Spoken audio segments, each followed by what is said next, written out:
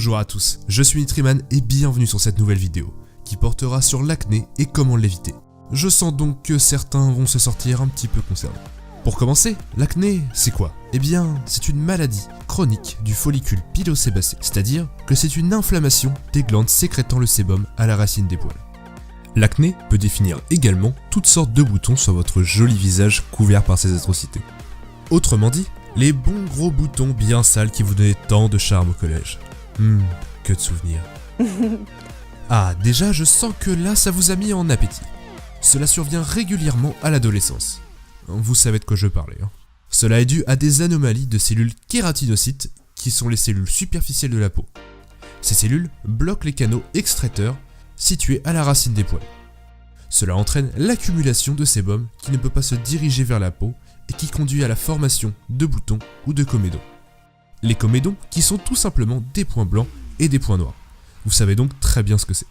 Les points blancs ont leur couleur car ils sont sous une très fine couche de peau, et ils deviennent noirs quand ils sont en contact avec l'air car ils s'oxydent.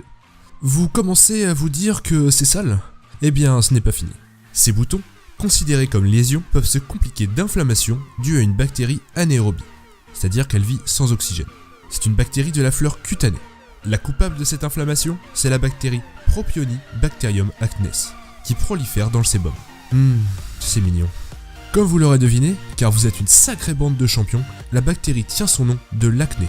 Acné, acnès, vous avez fait le rapprochement. Les raisons ne sont pas très compliquées à comprendre, mis à part des facteurs de stress, d'hormones, de tabagisme, de pollution. L'alimentation est l'un des principaux facteurs de l'augmentation de l'acné et des boutons en général. En effet, le régime occidental actuel est très riche en indice glycémique élevé, c'est-à-dire que le taux de sucre dans le sang va monter très rapidement. Les aliments coupables sont par exemple la mie de pain, la purée, les céréales du petit déjeuner, les produits laitiers ou encore les confiseries, qui vont induire la production de glandes sébacées et donc de sébum. Mais il existe d'autres coupables pour d'autres raisons. Par exemple, les viandes transformées comme les saucisses qui peuvent contenir jusqu'à 2/3 de nos besoins en vitamine B12. Et cette vitamine, en grande quantité, va permettre le développement de notre ami la Propionibacterium acnes, ce qui va augmenter l'inflammation, c'est-à-dire la couleur rouge autour du bouton, et la bactérie, elle, avec le sébum, va donner la jolie couleur jaune du bouton que vous aimez tant, et qui rend vos boutons si... spécial. Bien sûr, je ne dis pas d'éviter la vitamine B12 à tout prix, car votre corps en a besoin. Par contre, limiter la consommation de charcuterie et de viande transformée sera très apprécié de votre corps. L'acné fait donc partie des maladies dites de civilisation.